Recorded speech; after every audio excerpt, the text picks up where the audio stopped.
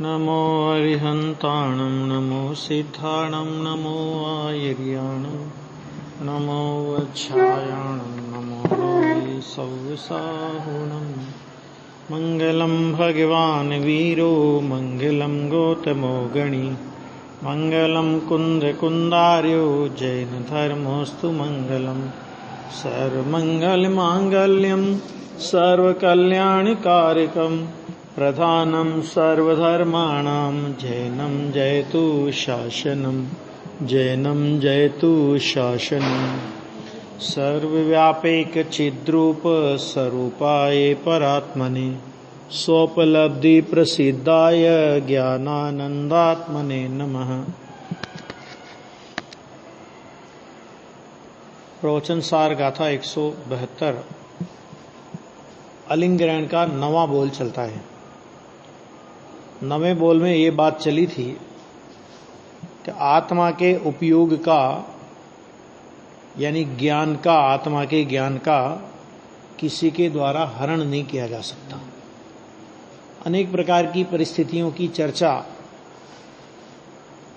इसमें आई थी कि अज्ञानी को ये भ्रम होता है कि ऐसा होता है तो मेरा उपयोग ऐसा हो जाता है। उन सबका निषेध करते हुए ये बोल आया कि आत्मा का उपयोग उसको कोई हरण नहीं कर सकता, कोई बाहर की परिस्थिति उसे क्षतिग्रस्त नहीं कर सकती। अब इसके बाद कल अपनी चर्चा यहां तक चली थी, अप्रतिहत उपयोग पर अपनी चर्चा चली थी।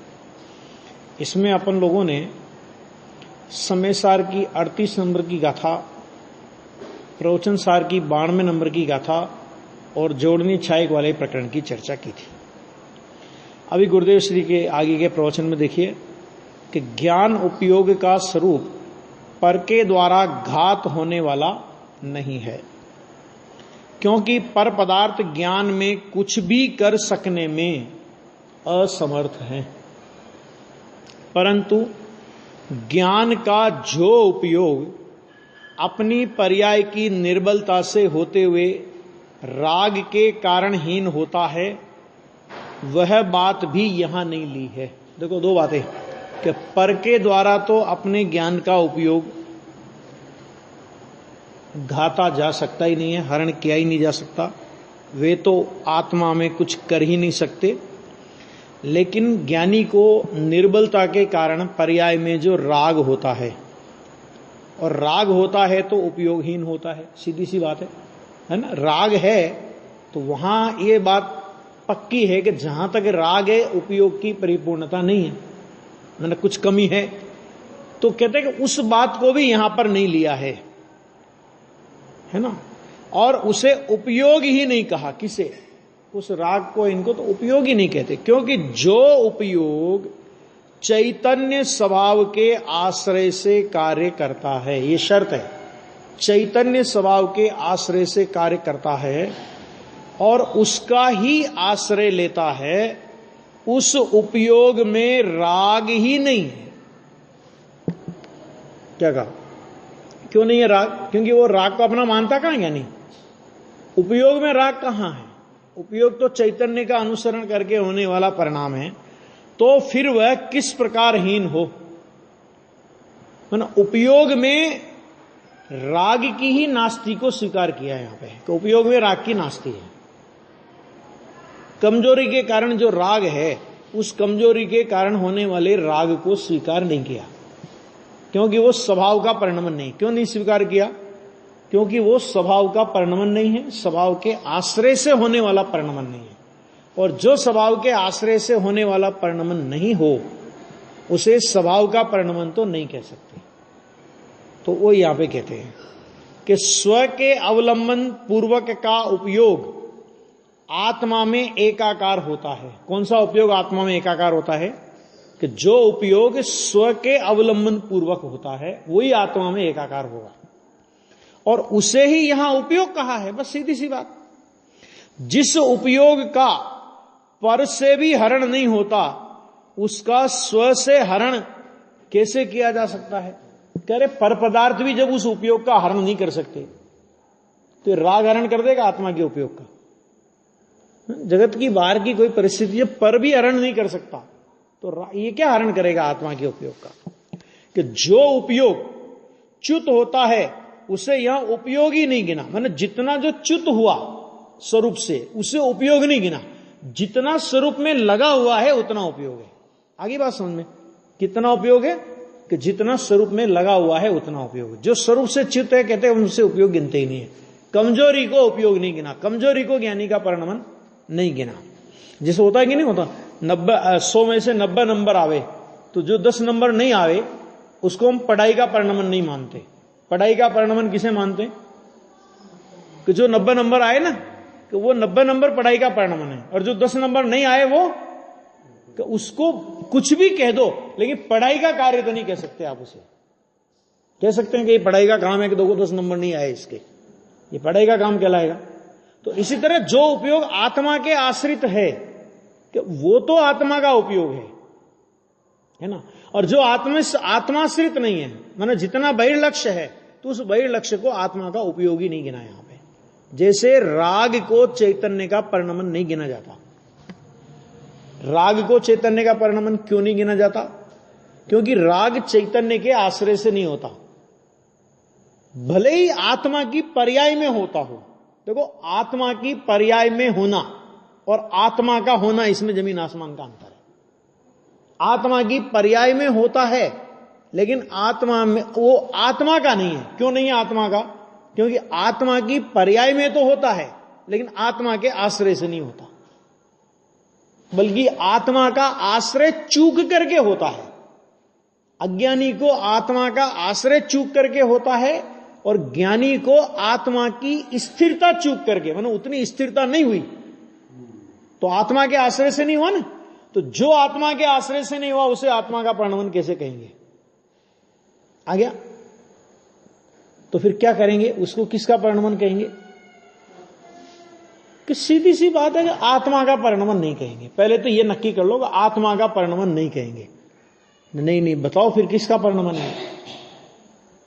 जीव को चैन नहीं बढ़ता ना, भी तेरा काम तो इतने से चल गया ना कि तेरे आश्रय से नहीं हुआ तो तेरा परिणमन नहीं है। तो नहीं जी, वो तो ठीक है, मेरे आश्रय से नहीं हुआ, मेरा परिणमन नहीं है। नहीं, वो परिणमन किसका है ये बताओ। तुम परिणमन किसका है ये बता दोगे तो मैं मान लूंगा कि मेरा परिणमन नहीं है। तो फिर आचार्य कहते हैं कि जिसके लक्ष्य से हुआ वह उसका परिणमन। अभी किसके लक्ष्य से हुआ वो? पुद्गल के लक्ष्य से हुआ, पुद्गल कर्म के लक्ष्य से हुआ, तो कहते पुद्गल कर्म का परिणमन है। और इसलिए अजीव अधिकार में दृष्टि के जोर में यह कथन किया कि रागी तो पुद्गल है, आत्मा का परिणमन नहीं है राग। बुखार आती है ना, बुखार तो किस में आती है? शरीर में आती है कि कहीं बाहर आती है? शरीर से, शरीर में आती है ना। तो शरीर में आने पर भी वो शरीर का परिणमन कहलाएगा ना। तो अगर वो शरीर का परिणमन होवे तो उस बुखार का अभाव होने पर शरीर का अभाव होता है क्या? बुखार का अभाव होने पर शरीर का अभाव होता है क्या? जिसका वह परिणमन है तो उसका अभाव होने पर जिसका वो परिणमन है उसका भी अभाव होना चाहिए। ठीक है? तो अगर राग आत्मा का परिणमन माने हम राग को, ठीक है, तो राग का अभाव होने पर आत्मा का अभाव होना चाहिए, लेकिन राग का अभाव होने पर आत्मा का अभाव नहीं होता। इससे नक्की हो गया कि वो आत्मा का परिणमन नहीं है, क्योंकि ज्ञान परिणमन का अभाव हो जाए तो आत्मा टिकता नहीं। ऐसे राग परिणमन का अभाव हो जाए तो आत्मा नहीं टिकता, ऐसा तो नहीं है। तो क्या साहब फिर राग का अभाव हो जाए तो पुद्गल कर्म का अभाव हो जाएगा? वो तो हो ही जाता है। इधर राग का अभाव हुआ तो पुद्गल कर्म बचेगा है? तो जिसके होने पर जो होता है वह उसी का है। आ गया? इसी तरह जो उपयोग स्वात्माश्रित है वो आत्मा का उपयोग है, और जो उपयोग आत्माश्रित नहीं है, इंद्रियों के लक्ष्य से प्रवर्तता है, मन के लक्ष्य से प्रवर्तता है, आचार्य कहते हैं हम उसे आत्मा का उपयोग कहने के लिए तैयार नहीं है। तो क्या कहोगे उसे? तो उसे हम भावेंद्री कहेंगे। और भावेंद्री कहकर ज्ञान स्वभावी निज भगवान, अखंड निज भगवान आत्मा के आश्रय से खंड खंड भावेंद्रियों को निर्मल भेदाभ्यास की प्रवीणता द्वारा अपने से सर्वथा भिन्न करेंगे। तो सर्वथा भिन्न कब किया जाता है? सर्वथा कहां लगता है? अच्छा बताओ। बिल्कुल दो द्रव्यों जैसी भिन्नता होगी ना, क्योंकि वो स्वभाव नहीं है।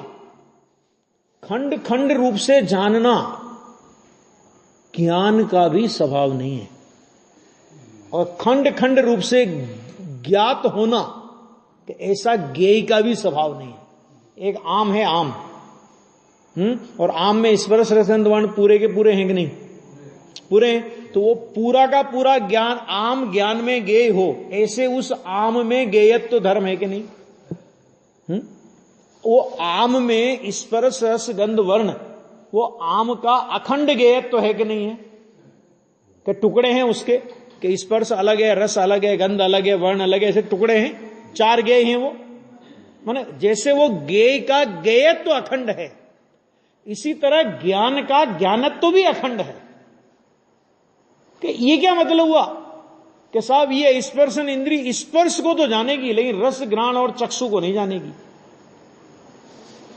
कि जब जानना तुम्हारा स्वभाव है, ध्यान से सुनना अभी, कि जब जानना तुम्हारा स्वभाव है, तो जिसमें भी ज्ञात होने की योग्यता है, माने जनवाने की योग्यता है, उसे तुम जानोगे, मना नहीं कर सकते। जगत में जो भी ज्ञेय है, यदि वो ज्ञान में ज्ञात नहीं होवे तो उनका ज्ञेयत्व तो क्या, और यदि ज्ञान उन्हें नहीं जाने तो ज्ञान का ज्ञानत्व तो क्या। आगे सुन। तो टुकड़ों टुकड़ों में जानना, खंड खंड जानना, न एक ज्ञेय का स्वभाव है न एक ज्ञान का स्वभाव है। आ गया? ये तो पुद्गल की कलाकारी है, सारी की सारी इंद्रियों की कलाकारी है, उसको कोई नहीं। तो यहां पे कह दिया कि चैतन्य के आश्रय से एकाकार होकर वृद्धि को प्राप्त होता है, ऐसे अप्रतिहत उपयोग को ही उपयोग कहा है। अरे तो बहुत गजब का उपयोग है।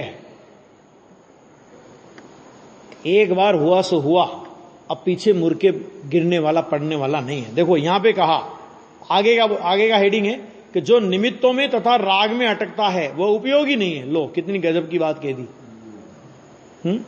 कि तुझे उपयोग का स्वरूप ऐसा है कि निमित्तों में अटके, राग में अटके, उसको उपयोग कहेंगे कि नहीं? वो देखो यहां पे कह रहे हैं कि जो जीव अपना स्वरूप नहीं समझते हैं वे क्या गलती करते हैं कि वे अनात्मा हैं। सीधा सीधा एक स्वरूप एक लाइन में कह दिया। क्या मतलब? कि जो आत्मा को आत्मा नहीं मानते और अनात्मा को आत्मा मानते हैं, आचार्य कहते हैं हम उन्हें आत्मा नहीं मानते। क्या मानते हैं फिर उन्हें? उन्हें हम अनात्मा मानते हैं, हम उन्हें अनात्मा कहते हैं। वे अनात्मा है। क्यों अनात्मा है? कि जिसे आत्मा का ज्ञान ही नहीं।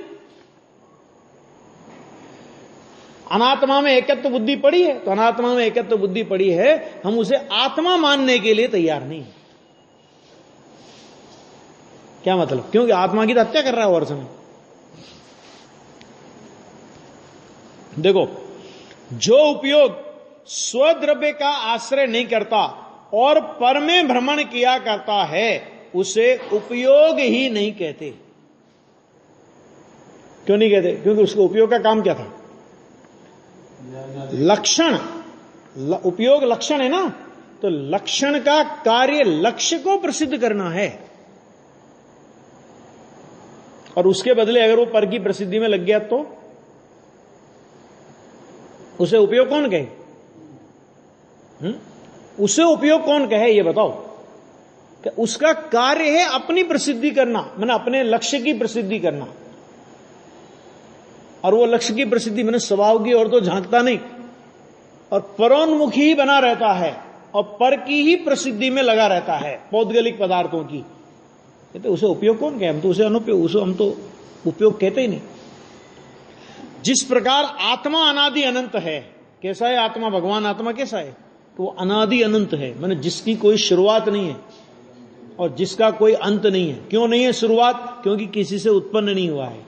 क्यों नहीं है अंत? क्योंकि कोई उसका विनाश नहीं कर सकता। तो अनादि अनंत है, वह किसी के कारण है ही नहीं। उसका कोई कारण है? जो अनादि है उसका कौन कारण होगा? और अनादि का भी अगर कोई कारण है तो इसका मतलब क्या हुआ कि वो अनादि नहीं। क्यों? क्योंकि जब वो कारण नहीं था तो उसके पहले वो भी नहीं था। कोई कारण माने किसी ने उसे बनाया, तो जब बनाया तब से है ना, उसके पहले तो नहीं था ना। ये सिद्ध होगा, तो अनादि सिद्ध नहीं होगा।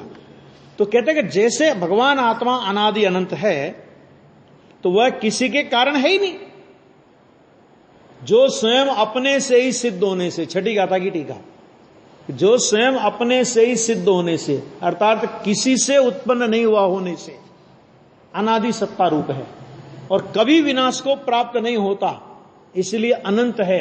वर्तमान में कैसा है कि नित्य उद्योत रूप है, इसलिए क्षणिक नहीं है। ऐसा जो स्पष्ट प्रकाशमान ज्योति है, ऐसा यह ज्ञायक भाव है।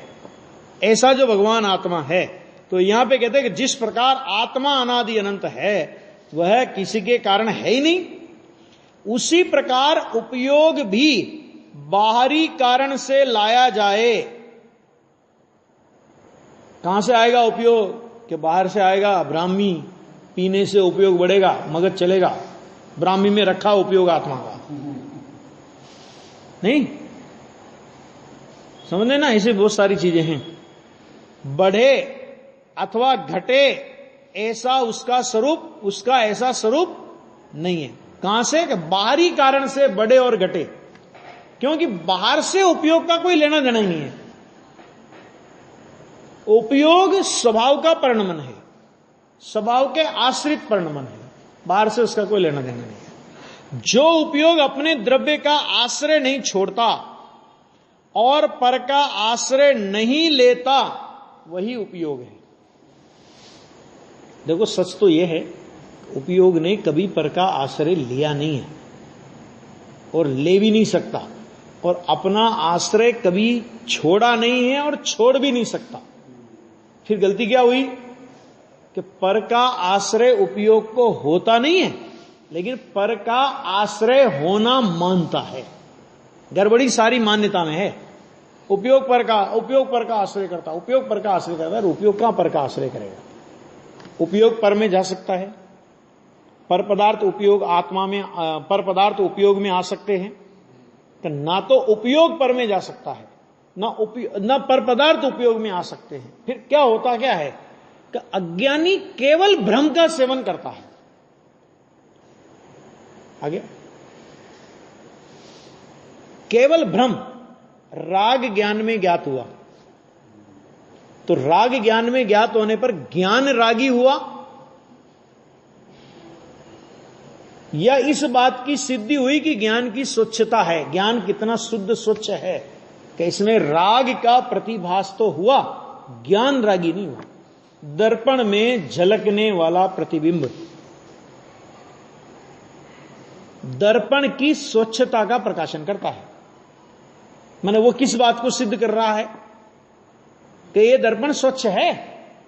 क्योंकि अगर दर्पण मटमेला होता, दर्पण धुंधला होता, दर्पण कुछ विकृत होता, तो उस विकृत दर्पण में प्रतिबिंब गिरता है क्या? हमारी गलती क्या हुई कि हम प्रतिबिंब की प्रसिद्धि में तो अटके, लेकिन दर्पण की प्रसिद्धि भूल गए। दर्पण जिसको प्रसिद्ध कर रहा है, दर्पण अपनी स्वच्छता को प्रकाशित, हर समय का प्रतिबिंब दर्पण की स्वच्छता को प्रकाशित कर रहा है, हम उसको भूल गए और उसी दर्पण में गिरने वाले प्रतिबिंबों की प्रसिद्धि में अटक गए। ज्ञान में भी यही परिस्थिति बन रही है कि ज्ञान में प्रति समय ऐसी कोई ज्ञान की पर्याय नहीं कि जिसमें ज्ञेयाकार नहीं बनते हों।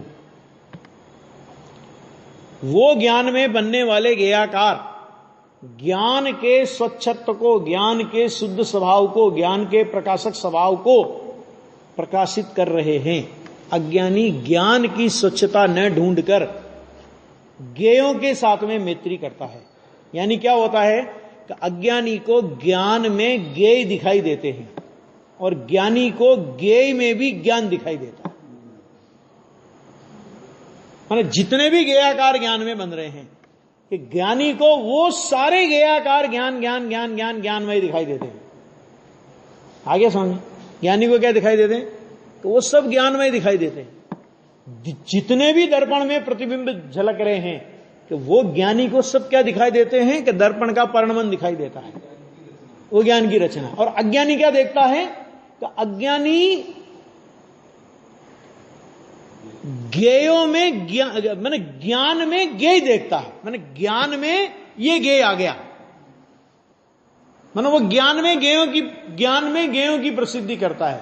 जो ज्ञान में ज्ञेयों की प्रसिद्धि करे उसका नाम अज्ञानी, और जो ज्ञेयाकार में भी ज्ञान की प्रसिद्धि करे, आ गया। ज्ञान में से ज्ञेयाकार तो हटा नहीं सकते, ये तो पक्का समझ लेना। समय सार के 14 कलश इसी बात के लिए आए, है ना। 14 कलश है ना, 14 भंग के 14 कलश हैं, है ना। कभी मेरा मन है उनको चलाने का, लेकिन वो पहले गुरुदेव के प्रवचनों का ट्रांसलेट हो जाए वो, उसके बाद वो चलाएंगे अपन। कभी भी 2-3 महीने का टाइम लगेगा। 14 बोल 3 तरह से आचार्य भगवान ने लिए उसको, गजब के बोले। तो देखो, ज्ञान में से तो ज्ञेयाकार आप हटा नहीं सकते। क्यों नहीं हटा सकते? क्योंकि ज्ञान में ज्ञेय थोड़ी है, वो तो ज्ञान का ही परिणमन था। तो उसको यदि हटाने जाओगे तो ज्ञान हट जाएगा। तो क्या कर सकते हैं कि ज्ञेयाकारों में से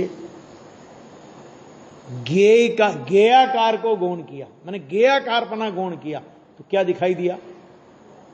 ज्ञान ज्ञान ज्ञान। कि ज्ञान किसके साथ अभेद है? कि ज्ञान ज्ञायक के साथ अभेद है। वो जो ज्ञेयाकार संबंधी ज्ञान है, जिसको अपन ज्ञेयाकार बोलते हैं, तो वो ज्ञेयाकार ज्ञान भी ज्ञेय के साथ अभेद है कि ज्ञायक के साथ अभेद है? उसकी तन्मयता ज्ञेयों से है कि ज्ञान से, ज्ञायक से? बस बात पूरी हो गई। इतना सही तो खेल है क्या? सुपर प्रकाशक का कुछ झगड़ा ही नहीं है, इतना सही खेल है। असद्भूत व्यवहार से बोला जाएगा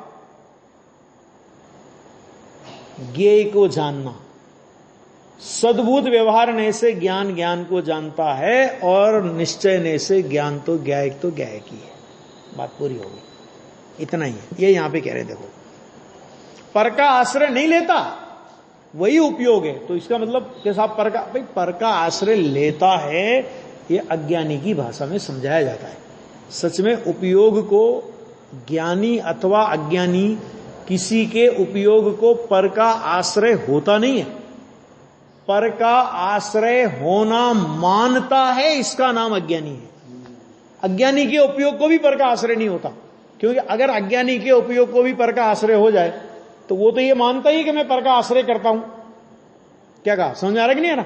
तो वो तो ये मानता ही है कि मैं पर का आश्रय करता हूं, और उसके उपयोग को यदि सच में पर का आश्रय हो जाए तो वो यही मानता है, वैसा ही हो गया। फिर अज्ञानी कहां रहा हो, है ना? होता नहीं है और मानता है, और मान करके विकार खड़ा करता है। समझ में आ गया? निर्णय इतना करना है उसको कि मेरा उपयोग आज तक पर का आश्रय किया नहीं है, और अनंत काल तक पर का आश्रय कभी कर नहीं सकता, क्योंकि उपयोग आत्मा का परिणमन है। समझ में आ गया? वो पर का आश्रय भले ही कितना माने, पर कभी भी उसे आश्रय देता नहीं है। वो भले आश्रय माने पर देता ही नहीं आश्रय। देखो, द्रव्य का आश्रय नहीं छोड़ता, अर्थात स्वभाव में एकाकार होता हुआ वह वृद्धि को ही प्राप्त होता है। फिर होता क्या है कि अज्ञानी जब ये मानता है ना कि मेरा उपयोग पराश्रित हो गया, मतलब अज्ञानी पर की ओर झुकाव करता है, यूं समझ लो, तो आत्मा की ओर उसका झुकाव नहीं होता। समझ में आ गया? पर में तो उसका उपयोग भी नहीं जाता, लेकिन वो मानता है। अब जब उसका ये भ्रम टूटे, तो भ्रम टूटेगा तो क्या होगा कि द्रव्य का आश्रय तो उपयोग ने छोड़ा ही नहीं था वास्तव में, लेकिन मान्यता में जो विकृति खड़ी हुई थी, है ना, अभी उसको उस बात का स्वीकार हो गया, यथार्थता का स्वीकार हो गया। अरे मैंने भ्रम से पर का आश्रय माना, लेकिन आज तक मेरे उपयोग को पर का आश्रय हुआ नहीं। मैंने अपने आत्मा के साथ अपने उपयोग को भले ही एक में एक नहीं माना, लेकिन मेरा उपयोग मेरे आत्मा से कभी भिन्न हुआ नहीं। इतना निर्णय हो जाए तो उपयोग स्वसन्मुख होकर के क्या हो जाएगा कि स्वभाव में एकाकार होता हुआ वो वृद्धि को ही प्राप्त होता है, फिर उसकी स्थिरता बढ़ने लगेगी। तथा पर का आश्रय नहीं करता, अर्थात कभी भी हरण नहीं किया जा सकता। अब उसका उपयोग कभी भी उसका हरण नहीं किया जा सकता। कभी भी एक बार उपयोग स्वसन्मुख हुआ, बस हुआ सो हुआ, अप्रतिहत भाव आ गया। अब वो उपयोग कभी स्वभाव का आश्रय चूक कर उसके परिणमन में मिथ्यात्व रूप परिणमन, कषाय रूप परिणमन होगा, मिथ्यात्व रूप परिणमन होगा कम से कम, कि ऐसा कभी होने वाला नहीं है। उपयोग का ऐसा स्वरूप है जो निमित्तों में तथा राग में अटकता है, अर्थात रुकता है, वह उपयोग ही नहीं है। उसे कौन उपयोग कहे? सीधी सी बात है। आ गया? देखो, उपयोग पर्याय है। देखो हेडिंग दिया है, उपयोग पर्याय है। अब है, ये इन्वर्टेड कॉमा में लिखा है माने उसकी अस्ति तो है, उसे कौन हरण कर सकता है? उसे कौन हरण कर सकता है? ये प्रश्न, ये एक हेडिंग दिया है कि इस जगत में द्रव्य, गुण, पर्याय तीनों वस्तु हैं। द्रव्य भी है, गुण भी है, पर्याय भी है पना कैसा है इनका? कि है पना है पने को किसी दूसरे की अपेक्षा नहीं होती। ये बात अलग है कि द्रव्य और गुण की अस्थि त्रिकाल है, माने द्रव्य त्रिकाल है, गुण त्रिकाल है, पर्याय रूप स्वभाव भी त्रिकाल है, लेकिन एक एक समय की पर्याय एक एक समय का सत है। जैसे द्रव्य त्रिकाल सत, गुण त्रिकाल सत, उसी तरह प्रत्येक समय की पर्याय भी उस काल का सत। किस किस काल का सत? तो उस काल का सत, जिसे अपन बोलते हैं ना तत्समय की योग्यता। वो तत्समय की योग्यता क्या है? तत्समय की योग्यता क्या है? तो उस समय का सत, माना उससे पहले वो असत है, उसके बाद वो असत है, उसी समय वो सत है। ये प्रवचन सार में आया है कि वह पर्याय उसी समय सत होने से और उसके अलावा अन्य समय में वह असत होने से, अब जब उस पर्याय को हम उस समय का सत कह रहे हैं तो उस समय वो है ना, तो है उसका हरण कौन करे? ये बताओ। ये कह रहे हैं कि जिस प्रकार द्रव्य ज्ञेय है, गुण ज्ञेय है, उसी प्रकार पर्याय भी क्या है? पर्याय भी कहते ज्ञेय है। आ गया? उपयोग ज्ञान गुण की पर्याय है तथा वह ज्ञेय भी है। देखो, उपयोग है वो ज्ञान गुण की पर्याय है, तो ज्ञान गुण की पर्याय है तो वो क्या है? ज्ञान भी है। दो बातें हैं ना, उपयोग है वो ज्ञान गुण की पर्याय है, तो ज्ञान गुण की पर्याय होने से उसका जानना जानना जानना जानना जानना ऐसा जानन स्वभाव है। तो जानन स्वभाव है इसलिए वो ज्ञान है, और वो उपयोग जानने में भी आ रहा है, मैंने जान भी रहा है और जानने में भी आ रहा है। दोनों बातें होंगी ना। तो जान रहा है इसलिए वो हुआ ज्ञान, और स्वयं जानने में आ रहा है इसलिए वो हुआ ज्ञेय, है ना। बहुत से लोगों का ऐसा भ्रम है कि अपना ज्ञान अपने को नहीं जानता, अपने ज्ञान को जानने के लिए दूसरा ज्ञान चाहिए। तो ठीक ये तो बात ऐसी हुई कि अपना ये जो दीपक जलाया है ना हमने, ये दीपक जो जलाया है, ये जलता हुआ दीपक अपने को नहीं प्रकाशित करता, इस दीपक को प्रकाशित करने के लिए तुम नया दीपक जलाओ। मूर्खता कहेंगे कि नहीं कहेंगे इसे? कि ये ट्यूबलाइट जल रही है कि नहीं जल रही? जल रही है। तो ये ट्यूबलाइट देखो, ये ट्यूबलाइट को देखने के लिए दूसरी ट्यूबलाइट जलाओ। इस तरह की बात हुई। ऐसा नहीं होता। तो कहते वो ज्ञेय भी है और वो ज्ञान भी है। मैंने जानना है ना, उपयोग ज्ञान गुण की पर्याय है, तो ज्ञान गुण की पर्याय तो जानना हो गया। तथा वह ज्ञेय भी है। यह ज्ञेय अधिकार है, ये ध्यान रखना। कौन सा अधिकार है? ज्ञेय अधिकार। यहां पर्याय ज्ञेय कैसे होती है उसका कथन करते हैं। 7वें बोल में कहा था कि ज्ञान पर्याय को पर का अवलंबन नहीं है। एक एक बोल याद रखने जैसा है। ज्ञेय पदार्थ जो उपयोग है 3 बार है क्यों बोला? कि भूतकाल में पर्याय रूप उपयोग था, वर्तमान में पर्याय रूप उपयोग है, और भविष्य काल में भी ये पर्याय रूप उपयोग माने ये उपयोग रहेगा। माने द्रव्य गुण तो त्रिकाल है, वो तो है ही, लेकिन उपयोग की धारा भी भूतकाल में थी, वर्तमान में है और भविष्य काल में भी रहेगी। माने है। इसका है पना कभी टूटेगा नहीं। तो ऐसा उपयोग है कि उस उपयोग को पर का अवलंबन क्यों? तो जो उपयोग है तो है, उसको पर का अवलंबन क्यों? और यदि पर का अवलंबन है तो उसे है कैसे कहते हो फिर आप? वो तो ये अवलंबन देगा तो होगा। नहीं आया समझ में? तो हम ये कह रहे हैं कि ये चीज है, तो है का मतलब क्या हुआ? है का मतलब वो स्वयं अपने से है। और अगर उसको पर का अवलंबन हम कहते हैं कि नहीं ये पर के अवलंबन से है, तो क्या पर का अवलंबन से है, तो फिर वो जब पर अवलंबन देगा तो होगी, पर अवलंबन देगा तो नहीं होगी, तो उसको है तो नहीं कह सकते आप। आ गया? तो पर का अवलंबन क्यों हो?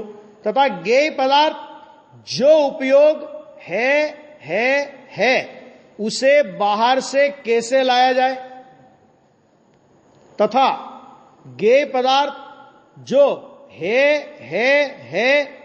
उसे दूसरा कैसे हरण कर सकता है? यानी क्या मतलब? कि उपयोग बाहर से लाया भी नहीं जा सकता और उपयोग को बाहर वाला ले जा भी नहीं सकता। उपयोग में बाहर का कुछ आता नहीं और उपयोग बाहर वाले में जाता नहीं। समझ में आ गया? बाहर का कितना ही उपयोग में ज्ञात हो, लेकिन उपयोग बाहर में नहीं जाता और बाहर वाला उपयोग को ले जा भी नहीं सकता। समझ आ गया?